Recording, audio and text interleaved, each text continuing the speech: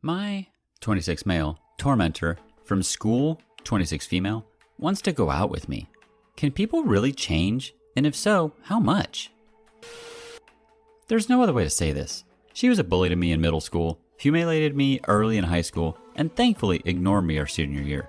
She was always the popular cheerleader type, and when we were in middle school, she would verbally bully me and make fun of me and my appearance whenever she could, and would do it as the leader of a pack of she-wolves who would write fake notes to me and take photos of me and Photoshop all sorts of vile things and plaster them all over the school. When we were in 10th grade, she catfished me. There wasn't even a word for it back then. And eventually got myself and another guy to meet one another after school, both of us thinking that there was a cute new girl in school who liked us. Needless to say, both of us were the butt of jokes for the rest of the school year. Finally, by the middle of our junior and senior years, she thankfully forgets I exist. Flash forward to the present. I'm parking my car and getting ready to go into Wendy's for lunch when I hear my name being spoken by a person directly behind me. I turn just in time to see my tormentor coming in for a hug. My first reaction was to run because of our previous dealings with one another, but she is quicker than I am. She stands there chatting in line with me like we were the best of friends and reminiscing about grand old times that never existed for me. She and I lived two very different high school experiences, I assure you. She the popular girl, and I the social outcast, not even cool enough to be accepted by the nerds and hipsters. So I get my food. I was planning on eating there, but since it was apparent that her and the woman she was with were eating there, I got mine to go. I wished her well and tried to bolt out the door, all the while losing whatever appetite I had. But before I left, she asked me for my number, and like an idiot, I gave it to her. Next day, I get a call from my sister. By the way, while I love my sister, she also lived a very different life than I did in high school. In fact, I think my tormentor idolized her. She was a grade ahead of us. My sister says she got a call from Lady Voldemort wanting to know all about me. She said she was asking all forms of questions about my life, what I was doing, and if I was seeing anyone. I told her that I had run into her at Wendy's and that I am sure that this was some form of elaborate scheme of hers. My sister said I was a dumbass and that we were grown adults and that I need to see what was right in front of me. I, of course, responded by saying that what was in front of me was Lucifer on Earth. Sure enough, my phone blows up that night with texts from a strange number. It didn't take long to deduce that it was her. She started with small talk about how great it was to see me again and how wonderful I looked. Then she goes into asking me why I never asked her out in high school. I nearly flushed my phone in a toilet from that one.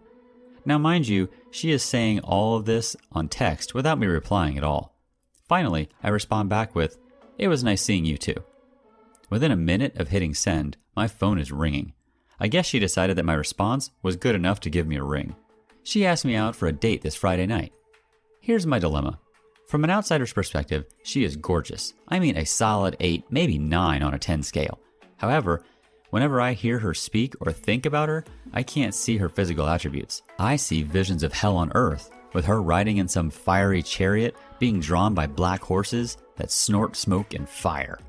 I realize that I am being overly dramatic, and in my real life, I am long past being socially awkward. I stare down drunks and assholes every day in my job. Did I mention that I was a police officer, and when I was at Wendy's, I was on the job? And generally, I'm not afraid. She, on the other hand, makes me want to crawl under my bed and not come out. Is it possible for her to change? What the hell do I do with all these repressed emotions that I obviously have pent up from years and years ago? She either is oblivious to what she did to me, or does remember and is trying to forget. Since I told her I would go out with her, I have gotten several texts about looking forward to Friday. My heart races every single time I get a text from her, but not from the romantic butterfly in my stomach kind of way. What does the group here think? Has anyone else ever had a mortal enemy become a date? Update 1. It would not be fair to either of us for me to go into Friday night with her and ambush her with problems from my past. So I gave her a call this afternoon and invited her to a late lunch tomorrow when she gets off work, which she was thrilled to do. I plan on talking with her then about things, and we will see what happens from there about Friday night. I am either setting myself up to be the world's largest douchebag, or I'm going to get burned again. Her acting all giddy every time I talk with her does make me feel like a for holding on to the past. I just plan on easing into the conversation, and I'm going to be very specific about the catfishing thing. I know for a fact she was behind that one, and that is the one that hurt the worst. I'll let you guys know what she says. Update 2. I arrived early enough so that I made sure to be there before her, so I could pick out a secluded spot so we could talk and not be interrupted. She got there about 15 minutes after I did, right on time by the way, and she spotted me and came over to sit. She was just beaming and had a huge smile on her face from the moment that she came in the door, and it honestly made me feel like a creep who was laying in wait to ambush her. But when she started to talk, her voice just sent cold chills down my spine, because even though she was saying nice things, it was still that voice that I remembered from years ago and that helped steel my resolve. She was saying how thrilled she was to meet with me today, and then how much she was looking forward to Friday night. At this point, the waitress came to get our order, so that caused a natural pause. I decided to wait till the food came so that we would not have any further interruptions, so we just made small talk. Food comes, and I take the shot. Simply put, I just asked her why she was now interested in me when all during our school years, I was less than dog to her.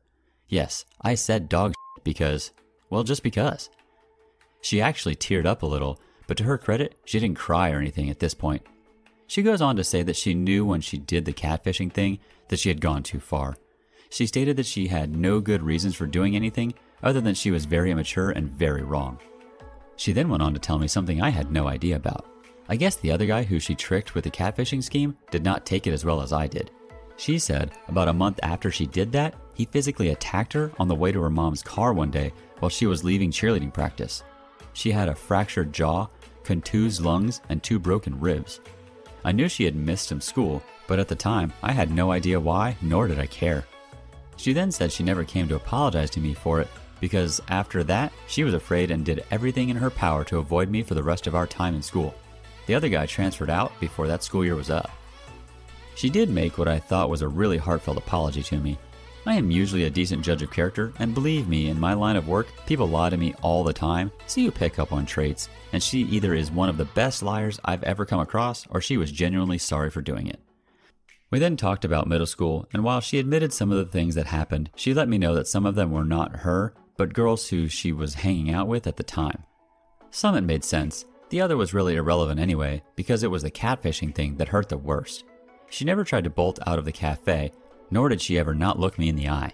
After a few minutes of this, I decided that my honor had been satisfied and that I would change topics.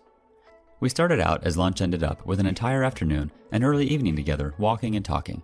Man, has she ever had a rough time since high school. She was actually very down to earth, not at all like I imagined her being. Of course, my imagination of her before then was her speaking with a forked tongue while chanting scriptures from the Book of the Dead. The main takeaway I got about her from today is that she is genuinely interested in me. She admits that the uniform from the other day was a turn-on, but that she wants to get to know me for me. Which sounds cheesy when I read it typed out here, but when she said it, I was kind of impressed. Honestly, this was a great day for me. I got closure, I got a heartfelt apology, and at the end of the day, once I got past thinking of her as the daughter of Satan, she was actually a decent person to talk to, and yes, I now see that she is wickedly hot. By the end of the evening, she was all smiles again and telling me how she hasn't felt this close to someone in a long time. She actually gave me a goodnight kiss. Anyway, Friday night is on for sure. Final update. Hey gang, thought I'd give you what should amount to being the final update on this. Went out with her last night, and things could not have gone better. Honestly, I had fun with her. Not the way you are thinking, by the way. Sick bastards. And we stayed out way later than either of us planned. Thank God I didn't have to go to work today. This wasn't a normal date for me. Generally speaking, I tend to end up in bars and listening to crappy music all night for some woman who I really don't connect with. In many ways, this was surreal because I was having the time of my life with a person who, up until 48 hours ago, I had spent well over a decade either dreading or fearing or hating depending on the day of the week. We went bowling, and it was her idea. I haven't been bowling since I was a teenager, and you could tell. She laughed at me because of how bad I sucked, but all I could do was laugh with her because she wasn't making fun of me, she was having a great time. After that, we went and ate, and she demanded to pay because she said she asked me out, which is the first time in my entire life a date has offered to pay for my meal. I was taken aback at first, but the more the night went on, the more I appreciated the effort she was putting into the night. The more we talked, the more we found that we had in common. I got the most passionate kiss I've ever received in my life as we said goodnight. I'll be damned if I didn't feel like I just lost my virginity again when she did that. I can't even explain it or how it felt. I've never been kissed like that. We are going out again tonight. My idea, by the way. At this point in time, I think I can close this out because I am positive of my own question now. I don't know if everybody can, but she certainly has changed, and I'm looking forward to getting to know her more. Late edit. I'm not going to make another post just to say this, but Saturday's date went better than Friday's date. In fact, I'm just now home from her house, and the only reason I'm home now is because I have to pull an extra shift tonight that I can't get out of. We plan on having dinner together Tuesday. I'm glad things are working out and that you can see past the dumb shit she did as a teenager. But I do want to caution you with some general advice. Take it slowly. Not because of your specific circumstances, but because it's very easy in the beginning of any relationship to dive in headfirst and get in too far, too fast. Then, when the honeymoon period wears off and you come up for air, it's hard to back up from that. So tell her you don't want to go too quickly and try sticking to once-a-week dates for a month or so. Then maybe move it to twice a week for another month and see where you are after that. Just be careful and try not to get hurt. Good luck and congratulations.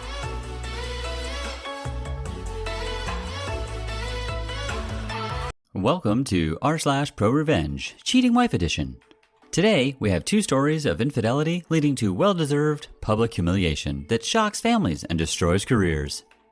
Birthday present to ex-wife. Gather around, boys and girls, because it's time for the story of my cheating ex-wife and how I f***ed her. Now bear with me, as this is a bit of a long one, but f*** it. So I had a feeling she was cheating as she set off a lot of red flags. Constantly laughing and smiling when texting, saying it was just her mother when I asked. Needing to stay late every night after work. When I'd call in, her coworker said she left hours ago. When I asked her what was going on, she'd laugh it off and say it was just something they did to each other at the office all the time. The last straw to where I knew something was definitely up was when she went out to get milk at 11:30 at night and didn't come back till 2 in the morning. Now, if there is any words of wisdom I can pass on to others in all my years of experience, it's if you think your significant other is cheating, hire a private investigator. They're goddamn good at what they do, and they will get some good evidence that really helps in the later divorce. Fast track to her birthday, several months down the road. Now I know what you're thinking. Why the hell did I wait months before I confronted her? And did it really need to be on her birthday? The answer to the first question is, I wanted as much evidence as possible to hand off to my lawyer, as well as make arrangements to find a new place to live, etc. Answer to your second question is, of course it had to be on her birthday. You see, after asking her what she wanted to do on her birthday this year, she was rather insistent on me going out of town with my friends, as she just wanted to work anyways, and didn't want to be reminded she was aging. So I know something is up, and after finding a bottle of champagne and 2 glasses hidden in my closet, something in me snaps. So I did what any sensible man would have done.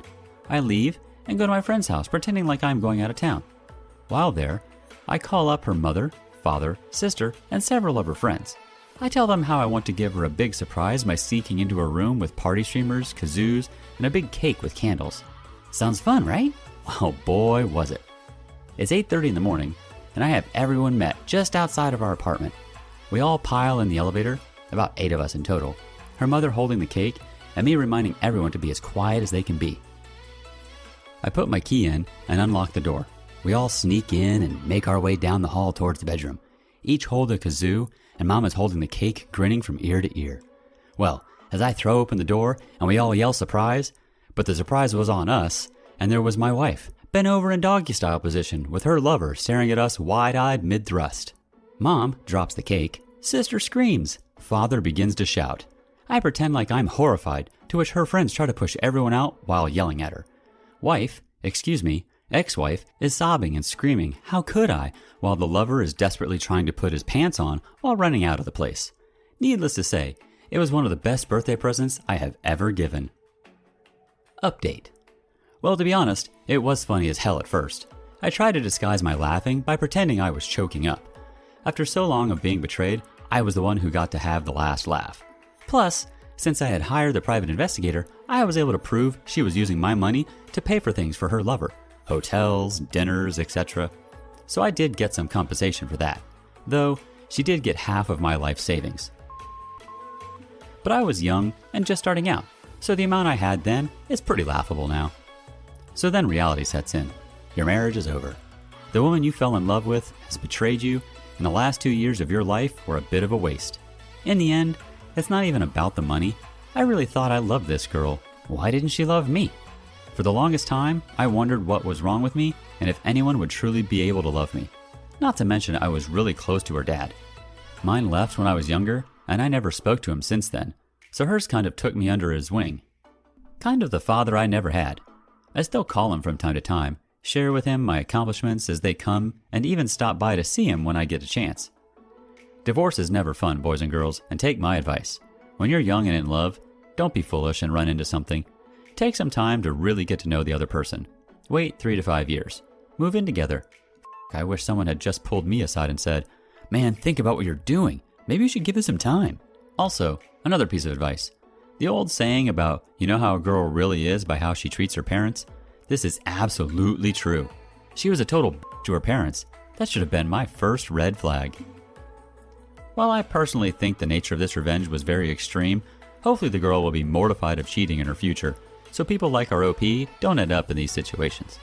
It sucks that he had to pay up half of his life savings to compensate the divorce. It was probably the fact that he knew for months and planned this revenge that he didn't avoid that. But from what I've heard from people getting a divorce about the price, say, it's worth it. Our next story has the title, "Cheat on me with my best friend? I'll wreck your career and publicly humiliate you." My best friend and Sarah have been like family to my wife and I for several years, practically ever since we moved in across the street from them. The 4 of us were extremely tight. Our kids are the same age as theirs and are all good friends. We were one big family unit. We did dinner together a few times a week. We went on vacations together. I truly saw my best friend as a brother, and my wife and Sarah were very close too. 5 months ago, I was completely blindsided by the discovery of an affair between my wife and best friend. My wife had left her email open on our computer, and I saw an email from her to her longtime therapist saying that my best friend would be joining her at an upcoming session again. What the fuck? My mind started racing. Why in the world would my best friend be going to her therapy session without my knowledge? I did a search and found some other emails to and from the therapist proving that best friend had been going to sessions together with her for about 6 weeks. I checked our mobile phone account and discovered that, since late summer, they had been exchanging hundreds of texts every day, peaking at nearly 500 a day by the holidays. Speaking of the holidays, my wife and I hosted both of our families, parents, siblings, etc., for both Thanksgiving and Christmas dinner. Our best friend and Sarah joined us either for dinner or after dinner on both holidays. Text records show that the entire time that they were at our house celebrating with our families, my wife and best friend were texting each other across the room. They were doing that pretty much every time the 4 of us hung out, for months. And, all day, every day, just in general. But what bothers me the most is that they were doing it with Sarah and I right there. I confronted my wife with the evidence, and she admitted that yes, she and my best friend had fallen in love. "It just happened. I don't know how, but I love him, and I just don't feel anything for you anymore. I'm sorry." They had gone on a school district trip together, something had happened in our hotel room, and things had moved quickly from there. She explained, as I lay face down on the couch, unable to look at her, that they had already made plans to move out and divorce me and Sarah, and while they didn't plan to move in together immediately because of the kids, they'd probably do so eventually. The meetings with the therapist were supposedly mostly for the purpose of finding a way to break this to me and Sarah as gently as possible, because they were so very concerned for our well-being. Sarah and I are fairly certain that they weren't planning on telling us about the affair at all, and were simply going to discover their feelings for one another several months down the line, after they'd come up with some other reason to divorce the 2 of us. My wife moved out 2 months ago. I was, and still am, utterly destroyed. I cry every single day.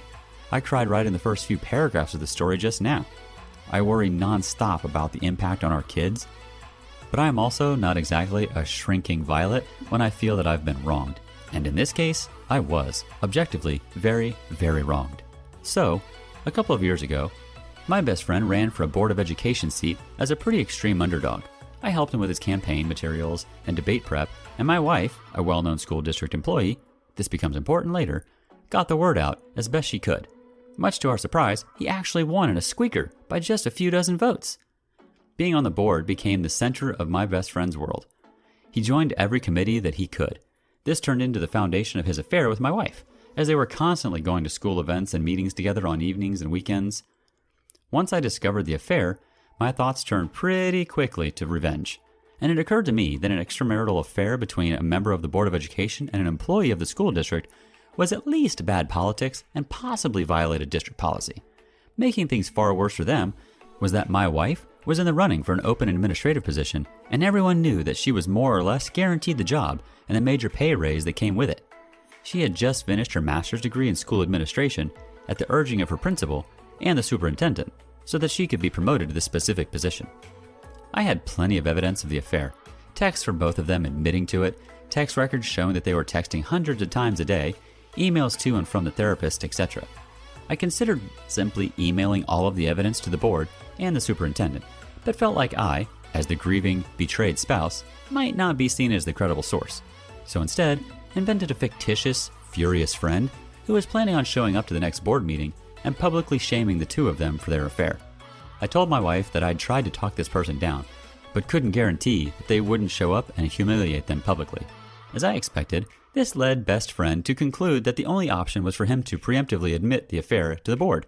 The superintendent subsequently recommended that the best friend resign, which he did. Sarah said that he was utterly humiliated and crushed, and barely got out of bed for a few days afterward. Once word of the affair and best friend's resignation started getting around, the superintendent, a longtime friend of both my wife and best friend, contacted my wife and tearfully informed her that it was no longer politically appropriate for her to be promoted to an administrative position within the district. The position that had been lined up for her was later filled by an outside candidate. This sent waves of confusion and rumor throughout the district, as it was pretty well known that my wife was getting the job. The day after she was informed that she wasn't getting the promotion, my wife and I, despite our crumbling marriage, took our son out to breakfast together on his birthday, and a parent stopped by our table to congratulate her on her new role. She said thanks, then excused herself to go cry in the bathroom for a while. I let the dust settle for a couple of weeks, and then, right before my wife moved out, let them in on my little secret. There was never a furious friend threatening to expose them in the first place. Just me. Word of all this has gotten around our fairly small town, which best friend grew up in and my wife worked in for nearly 20 years. My wife refuses to talk to me about how things are at work now, but I've heard from some people I know in the district that her formerly spotless reputation has taken a major shit. Best friend, formerly a gregarious social presence in our neighborhood and at events and pubs in town, has completely gone underground and barely emerges to mow his lawn. He's moving out soon to a little townhouse, which is all he can afford due to all the child support he's going to have to pay his wife. My wife and best friend claim that they plan on trying to make things work together, despite all the public humiliation. I wish them lots of luck with that. I'm sure it will be a lot of fun to show their faces together in town. Oh, P, this was amazing. You managed to get what might be the sweetest type of revenge with such a simple fake alibi. Minimum effort, maximum destruction. You made them believe it was all their idea to preemptively expose themselves. Brilliant!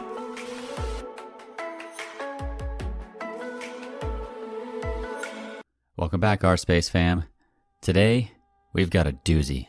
Buckle up, because it's a story about how my wonderful life just got set on fire. I just caught my wife and partner of 10 years cheating. I never in my wildest dreams imagined myself looking through this sub, let alone contributing to it. I'm just going to unload here to put this into history for my own good, and to perhaps help others along the way. It's a very similar story to others that I have read, but maybe there's some uniqueness to my experience thus far. I'm going to lay it out in chunks of events that grew my suspicion and later confirmation. This is brand new, so forgive the ridiculously lengthy details. I put it all in here to document it for myself and to reveal the true situation through my words. The final confrontation was last night, and I did not sleep a wink. Disclaimer, this is the worst, most embarrassing thing I've ever experienced, so I have created a new ID to post it. My wife, 36 female, and I, 34 male, have our 7th wedding anniversary coming up in less than 2 weeks. We've been together for more than 10 years, with no history of fighting, separation, etc. Pure bliss for me. Laughs, family trips, growing businesses, yard projects, 2 beautiful young boys. It's been a blast. Here's the rundown. 1. The new job, boss, and the first weird night. This past year, my wife interviewed at a highly respected long-term care facility and was subsequently offered a high-up position by the guy who is now her boss. Since taking the job, she's talked very highly of this guy and his focus on family, success, and of course, how he believes in her ability to succeed at the company. Fast forward a few months, and there I sit, incredibly suspicious of some recent, out-of-character actions. While this new role brings in some out-of-office activities, golf, fundraisers, etc., some of the stuff just stunk of something. I wasn't suspecting anything in particular, but over time, My intuition was screaming that something is wrong with someone or something.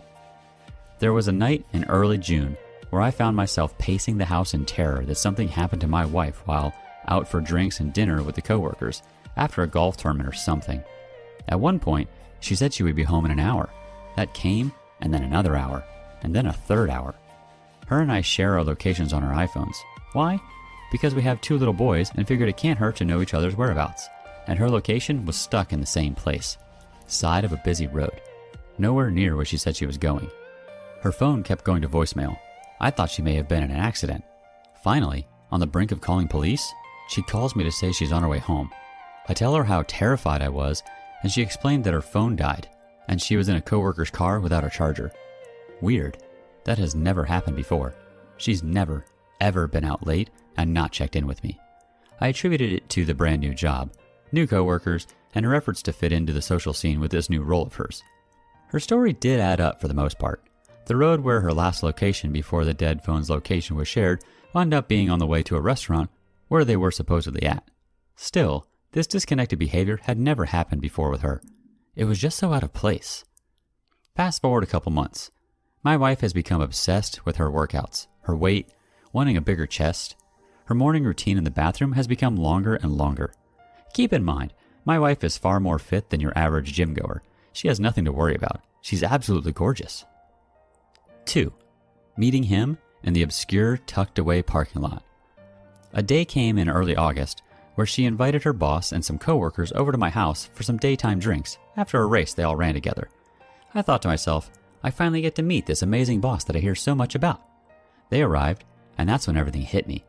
This guy, while much older than me, is handsome for his age, almost 60, but somehow incredibly awkward.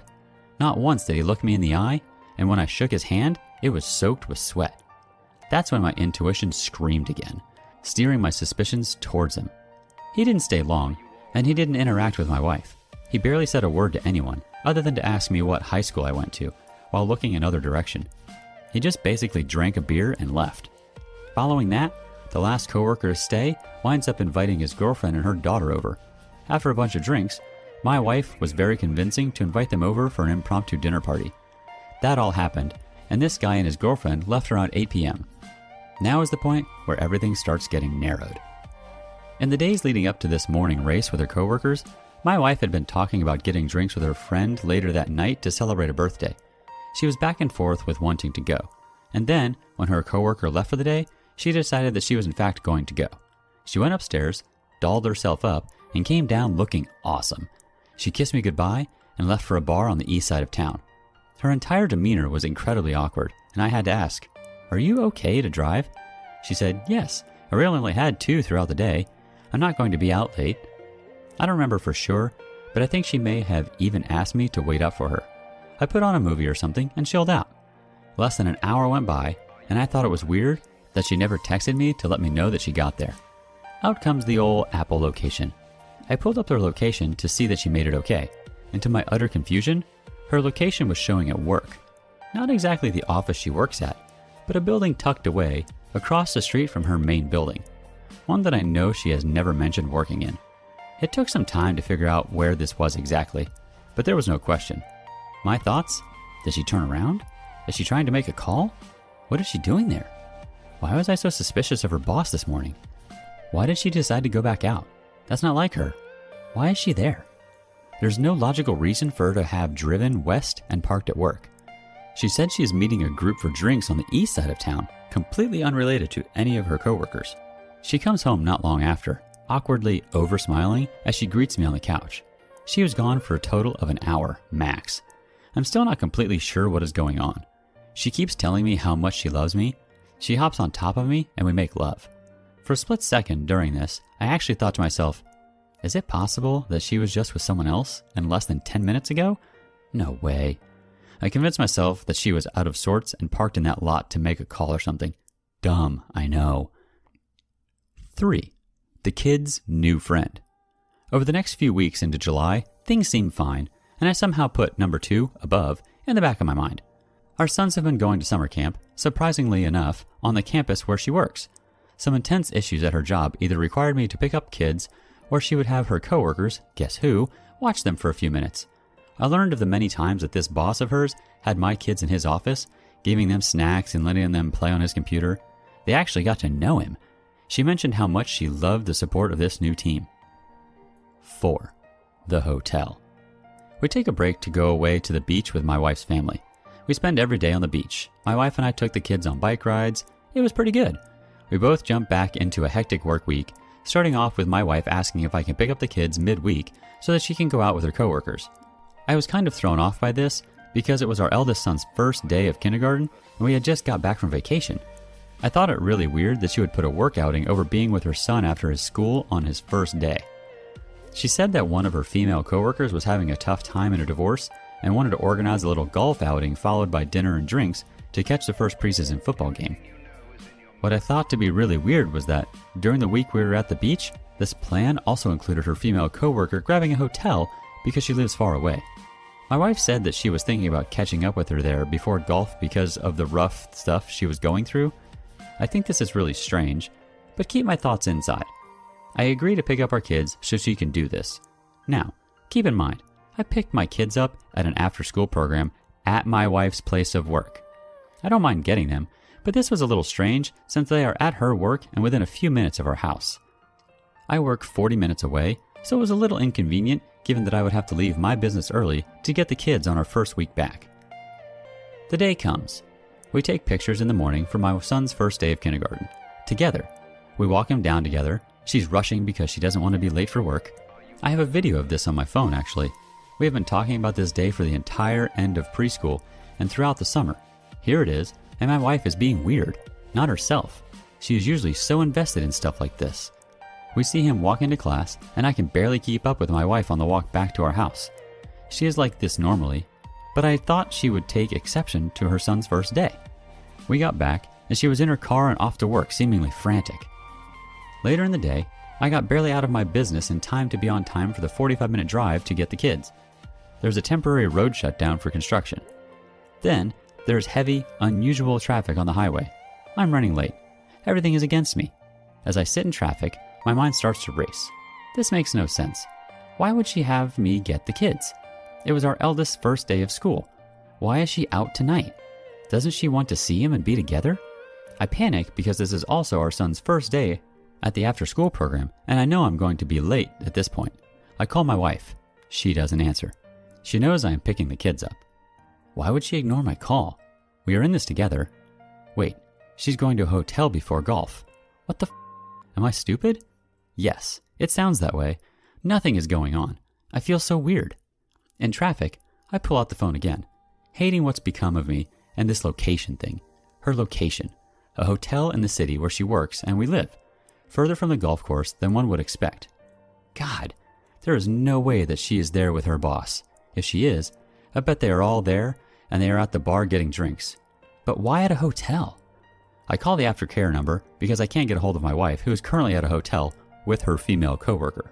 The after-school program says no need to panic, the kids will be fine. Just take your time and get here when you can.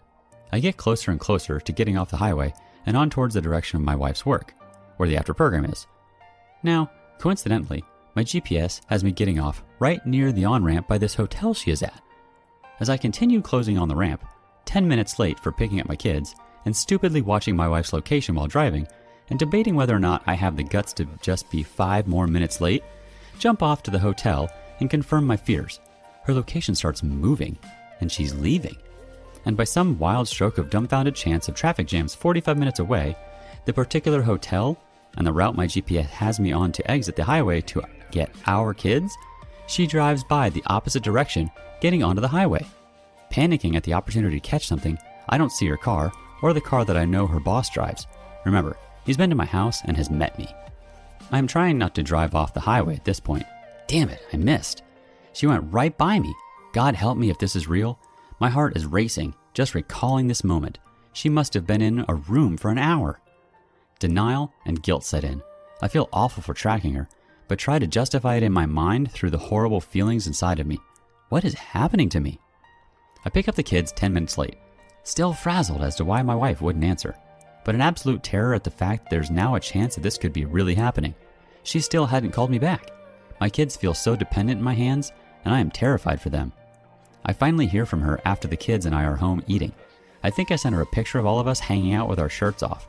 Her response, "Gosh, I love you guys." Before bed, the kids and I FaceTime her, which is not something we typically do. I was kind of thinking I should, so she can't avoid showing me who she's with. She answers, and they are at a bar, but her boss isn't there, it seems. Phew. Maybe she really was at the hotel with her female coworker. Then, one of my kids asks, "Where is so-and-so?" You know, the guy that gives them snacks when they visit the office. Camera pans, and there he is, grinning, waving at my kids. We say goodnight, and I put the kids down. She finally comes home an hour or so later. She is so thankful that I was able to get the kids, take care of them, make them dinner, put them down, etc. She tells me how much she loves me, and we have some really good sex. I feel so messed up. I feel violated. 5. The smoking gun. 3 days later, my wife and I are waking up in bed on a Sunday morning. We have plans to take the kids hiking for the day. My wife immediately rolls over to her phone, but I don't think anything of it. She quickly gets out of the house for her routine early morning run. I walk downstairs and turn on her iPad, which just so happens to be one of the devices we share for music. Coincidentally, an update ran the night before, but I don't know if this has anything to do with what's next. As I'm opening Apple Music to put some early morning tunes on, a text message notification pops up. I had not seen this on this iPad before. It was an emoji-filled message from her boss reading something like, "Good morning, bae. It's a beautiful day for a run." I tap it without thinking. It opens up a subsequent message revealing that my wife actually texted him as soon as she woke up. I panicked and deleted the message. What the f was I thinking? Either way, I now see the smoking gun, and fear, distrust, disgust, and violation set in. My wife returns from a run, and I am angry, but I don't yell. I repeat his text message to her in my own words. She is confused and definitely weirded out. I take her hand and walk her into our dining room, sit her down, and put my eyes 6 inches from hers. Me. What is going on with you and your boss? Her. What? Nothing. He's my boss. He's almost 60 years old. She looks like she's seen a ghost. Me. We have 2 beautiful boys in the other room. What are you doing? I explain the text messages. Her. Nothing. I swear. Bae is just something we all call each other, and he and I are in friendly Apple Watch competition. I told him I was going to run. I swear nothing is going on. I walk away. I'm thinking that I shouldn't have said anything. I should have held it together, let the text messages keep rolling in, and get my confirmation from something that won't lie to me. But I don't want to keep spying and sneaking. I am desperate for her to just come clean. We awkwardly drive to our hike. She's weird the whole way, obviously. We finish a pretty long, quiet hike with the kids. They pass out on the ride back, and I bring the morning text message up to her again. I tell her that it is killing me, and the fact that someone texted her first thing on a Sunday morning tells me what's on the mind. She immediately agrees how bad it appears, obviously having thought about it the whole day. She isn't denying that. She does deny that anything is going on, however. Meanwhile, the hotel in number 4 is still burning a hole in the side of my skull. Later that night, we talk about the text message again over a bottle of wine. I thought it might bring more out. No luck, just more denial and reassurance of no wrongdoing. Almost 3 weeks later, number 6, confirmation. I wake up this past Saturday with a gut-wrenching vision of my wife with someone else, and on the morning of one of the biggest events my company hosts all year, I can't shake the thoughts despite the brevity of the day ahead. The hotel incident has been killing me for weeks. My wife leaves for the gym with our kids, something we used to do together, and I leave for work. In the chaos of setting up what should be a huge, successful event in my business, all this stuff is boiling within me. I feel so messed up. I want to leave and be home with my family to prove that I don't work too much, to prove that I love them and want the best for them. Then I try to do something I've been wanting to do for almost 3 weeks. I call the hotel, praying and praying that if I am given any kind of information, that it reveals her female coworker was indeed the one who booked the room. I hang up on the second ring. On second thought, I didn't want to know. Or did I already know? I had to get back to work. This whole day, by the way, my wife is with the kids. Day ends, I feel wrong that I don't hurry back to her, despite maybe having a chance of getting home in time to see her before bed. Sunday morning. We have plans to go to her brother's for football. I have to run into work, not typical on weekends, to deal with some aftermath of the event from the day before. She leaves for the gym with plans to pick me up at my business so we can ride to her brother's together. I start packing up and then look over at her iPad. It was practically screaming at me. Do it. Maybe there's something there. I open her iPad and sit down. I feel so wrong doing this, but I also know that I've somehow been so much more wronged than anything I'm about to do. She had since figured out how to sign out of iCloud and stop texts from coming in, so no luck there, but an obvious sign of hiding something. I look at her boss's contact card and see she was sharing her location on-off with him the night before. What the? I open her photo stream. Nothing weird there. I scroll down the albums. I open deleted photos. Here we go. Underwear photos the day after we returned from the beach vacation and the morning before her return to work. I can only assume she sent them to her boss, because I didn't get them. This is far out of her typical safe zone, so now the intensity and level of their relationship is starting to hit me. And then I see what appears as an accidental screenshot that she took of a text exchange with her boss, the day before the hotel. The gist is how they are planning to have lunch or something together, mixed into a swath of hearts with a kicker from the boss. I've been waiting to see you since last Friday when you left. I'm waiting for you, babe. I look in her browsing history on her iPad. I see a Google search for how to say one more day in Spanish. I search for the day of the panty pictures and the day before we returned to work. It reminded me of how she would flirt with me back when we started out, more than 10 years ago. Someone else gets to experience that now. I am absolutely convinced at this point, and the 2 months of my denying and avoiding the obvious have no more fight in this. My life is about to change forever. I drive to my business, and she meets me there later as planned with the kids. We hang out for a bit, but I am still in shock. She knows something is wrong and keeps asking. We drive to her brother's almost silently. The whole visit is incredibly awkward because I am just stewing in this realization, attempting to process, while she sits there, seemingly terrified of what's to come.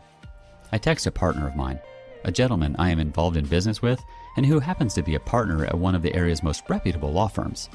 He's known as one of the top divorce attorneys in the state. Hey, maybe he can help. He calls me right away, and I step outside. I walk him through as much as I can stutter out in a panic. He calms me down and tells me that the only thing to do is to get her alone and put all the cards on the table. In the end, it doesn't matter how they got there. What matters is what's on them. 7. Partial confession and where I am right now. After speaking with my attorney, we eventually head back home. Nothing is said. The tension is impossible. Finally, after I am sure the kids are asleep, I sit and wait in the kitchen. I ask her, as I did in number 5, where is our marriage headed? I state that her and her boss have something going on, and from the information I now have, it is indisputable. She kind of breaks down, but no tears. Before admitting anything, she immediately begins saying that she has felt disconnected from me this summer. You think? The first incident here, completely out of character, happened in the first week of June. These have been monthly all summer, and since she started working with this guy. She goes on to say that they spend time together. Nothing admitted. I ask the questions point blank. Have you had sex with him? No, of course not. Has anything happened? No. I ask again. She finally admits they kissed. I let this set in. I ask her where. She fumbles around in her mind, but I can't tell it's pretend. She says after work. I ask again, where? She can't get it out. I say, were you at a hotel? Yes. Was it there? Yes. Was your coworker there? No.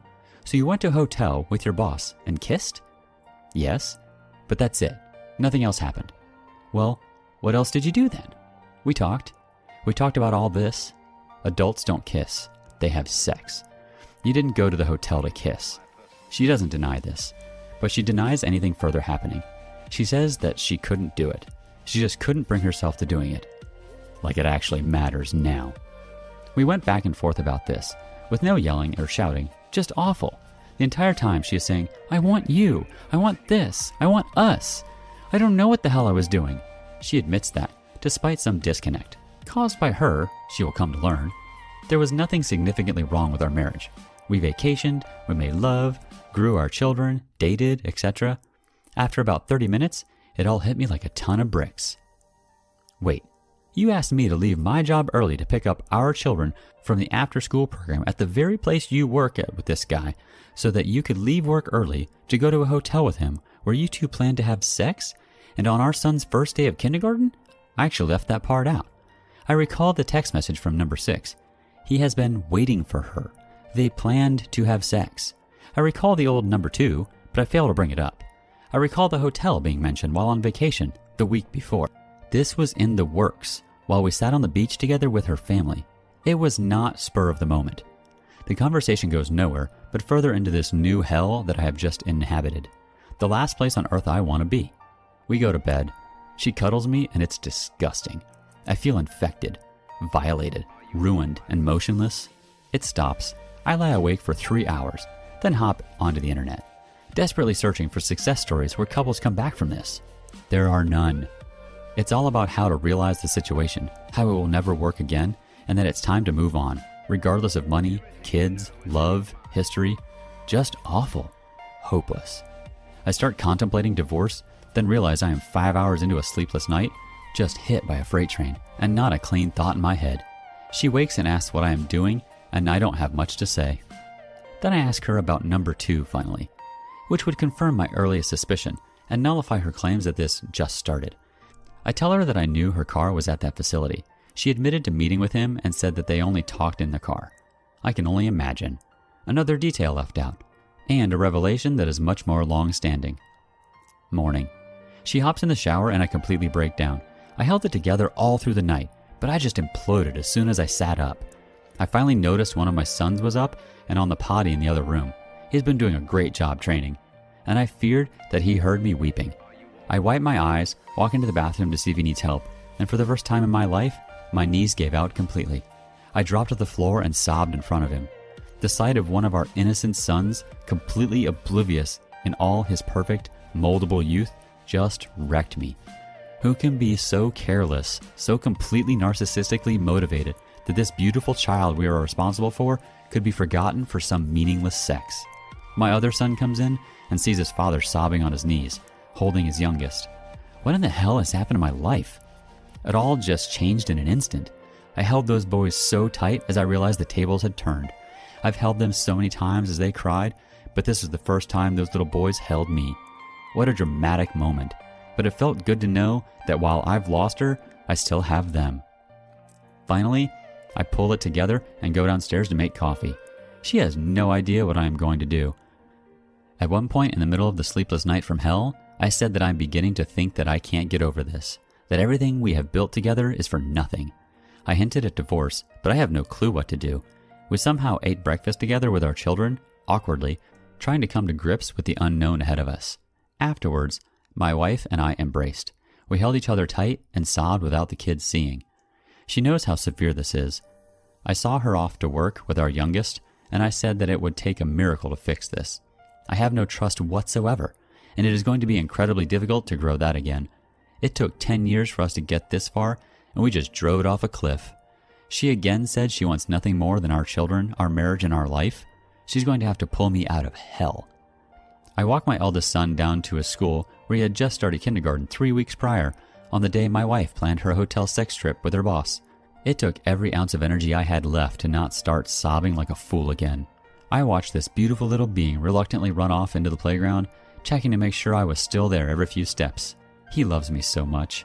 I watched all the parents coming in, some together and holding hands. I can't believe what my life has become in the last 12 hours. Update. I completely failed to mention that my wife said she has been struggling with this for a while. It's only been a couple of weeks since the last known incident at the hotel, so not that long. She says that she has canceled an upcoming business trip to California with him, that I absolutely have been dreading. She also said that she is withdrawing from the program that has required her to work closely with him. They will be on opposite ends of the building. None of this really means much to me. And here I stand. The thought of splitting up is more painful to me than the thought of living with this right now. I can't focus. I can't work. I can't eat. OP, from everything you've written, you sound like an amazing father. She put her date with her boss as a higher priority than your child. It's one thing to f your significant other over, but another when it involves your kid. They could have literally just picked a different day, if anything. That feeling of disgust now, when she hugs you, etc., is legit. Your intuition on this whole thing has been spot on. Do what you think is best for you and your children. Your wife clearly isn't as mature of a person or parent and was willing to throw away an amazing life to satisfy her selfish desires. Sorry to hear what you've been going through, OP. Good luck, man.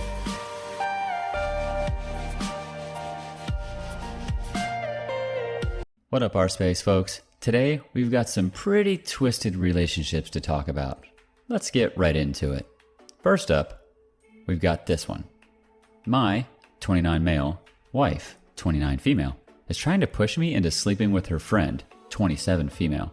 I'm not sure why, and I'm not sure if I should do it. My wife of 3 years, 10 years together, and have what I think is a solid marriage and sex life. A long time ago, she asked me if there was any of our mutual friends I was attracted to. I told her that I only had eyes for her. She said she was serious, and she said she wanted to know names. I refused to answer. She kept trying to get me to tell her, and eventually I broke and said a name. She then asked if I would sleep with her. I told her of course not. She then asked if I would if we weren't married. I still said no. My wife said I was lying, and she kept pushing me to answer otherwise. I again just gave up and said sure, if I wasn't in love with her, I'd sleep with her friend. That was the end of the conversation.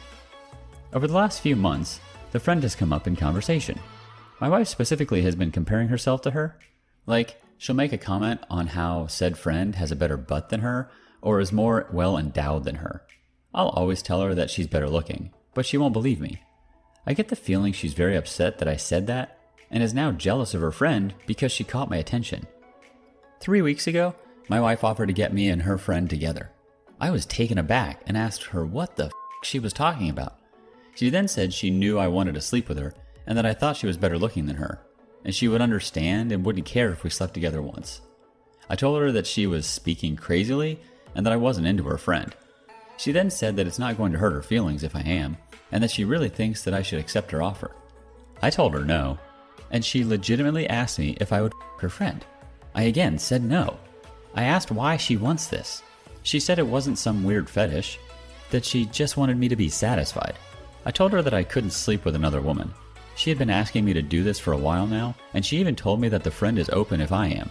Which bothers me that she told her friend about this. She really wants me to do this for some odd reason and isn't letting it go. I'm tempted to just do it so I don't have to hear it again, but I really don't want to sleep with anyone other than my wife. But apparently, she's all for me banging a friend that she is jealous of. This is such a strange situation, and I'm really at a loss. Can anyone tell me why she's like this or what I should do? Update. I wanted to make sure my feelings came across as clear as possible, so I spent some time writing what I planned to say.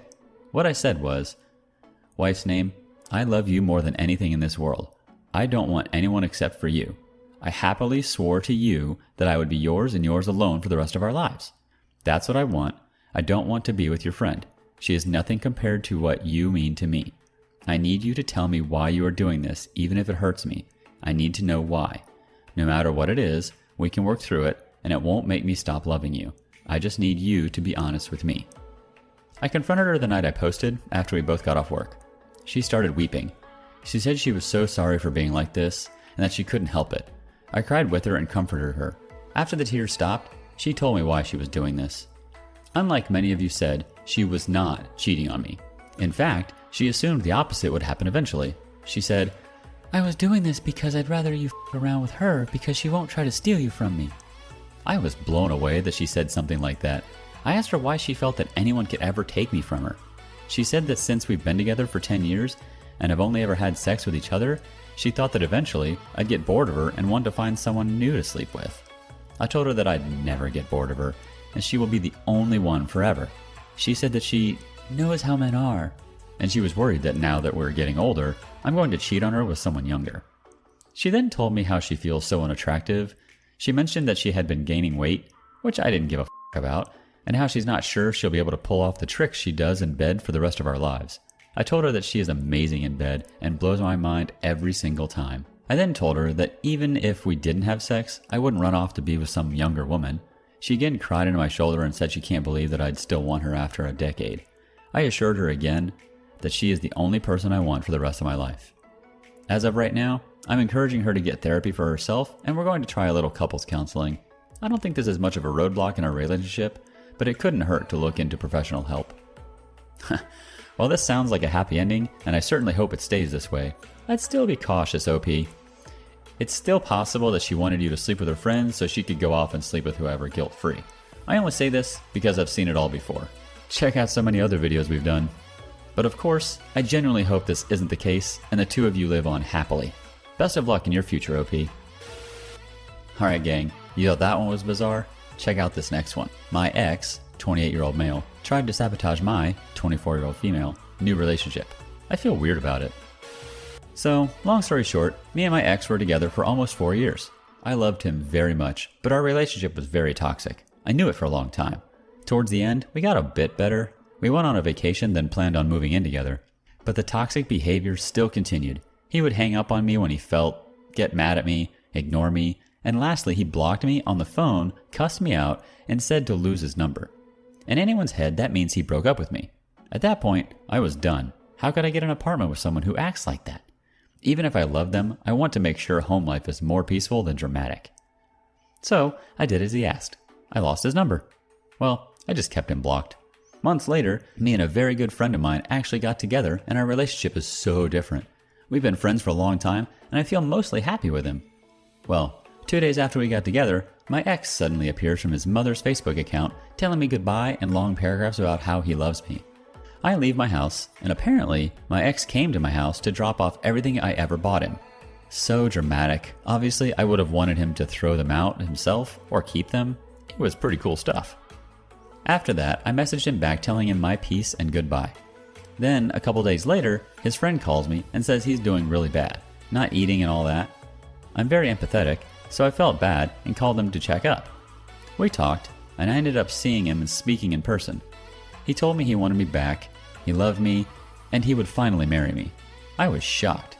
I waited for almost 4 years to be engaged. He knew how much that meant to me, and now that I have a new boyfriend, he wants to marry me? It was so confusing. I kept telling him that he has a lot to work on for himself, and so do I. So maybe if God wants it, it will. I said maybe a year or two. In my head, I'm like, okay, if he really wants marriage, I'll do it, but in time. We have to make sure the toxic aspect is gone. He gets mad that I have a boyfriend, and he says I did infidelity, and I said, how? You broke up with me. He sends me heart messages, gets mad when I don't respond, sends fake pages to go on my Instagram. I told him I want to maybe just be friends and work back to what we had. One day, he sends me a screenshot of me and my boyfriend from a friend's party. He starts cussing me out, blowing up my phone and threatening me. He then apparently finds my boyfriend's cousin's phone number to text him about me to tell to my boyfriend. After saying how much he wanted me back, he then texts me how grateful to God he is that he's not with me, and he's glad that I had an abortion and accused me of cheating on him. My ex then lies to him and says I went to his car and did a bunch of stuff with him and that I was going to break up with him and overall just lied. He even fabricated texts that I had to show my boyfriend. I was so hurt because this man the other day said he wanted to marry me and he was going to work on himself and be around to see in the future where it goes. To this. Mind you, he is the oldest one in the situation. My heart felt so uneasy and weird, it's like if I wasn't with him, then I'm not allowed to be happy. The fucked up part is sometimes I still think about him, but I guess I just romanticize what our relationship could have been. And well, it didn't exactly ruin my relationship. Like I said, my boyfriend now is very different from my ex, so he was understanding about everything. More than I would have been in his shoes. OP, we feel for you. He's still toxic and controlling.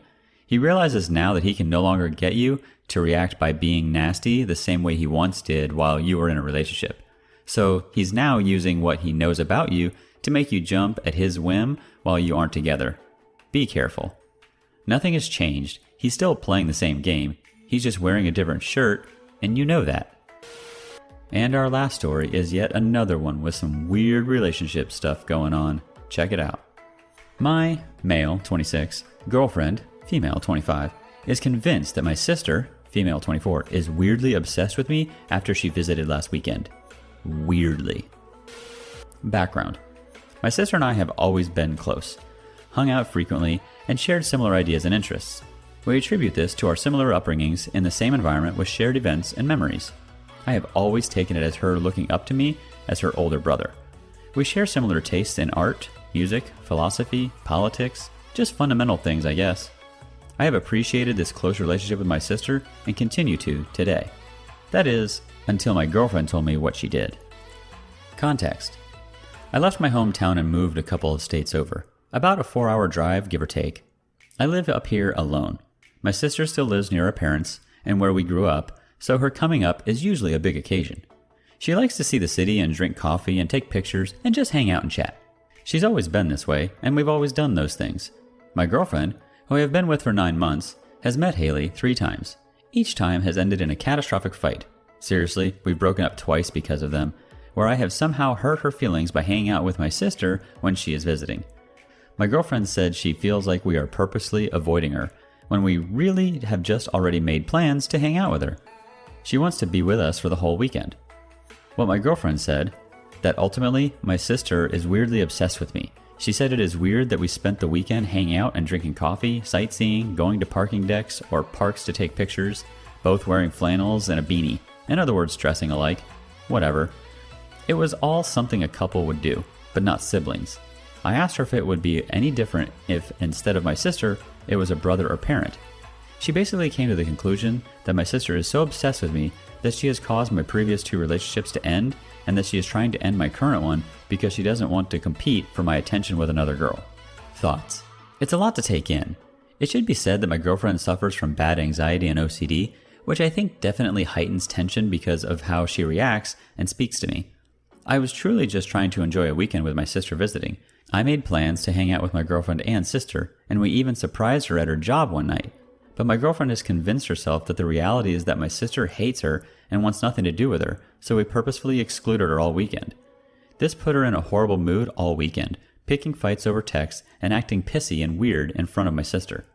Wow. Nothing you and your sister did together sounds at all weird or overly involved in each other's lives. It sounds to me like your girlfriend is insecure about you spending time with any girl other than her, even if she is your sister. Hopefully she doesn't act like this when you hang out with friends. Jeez.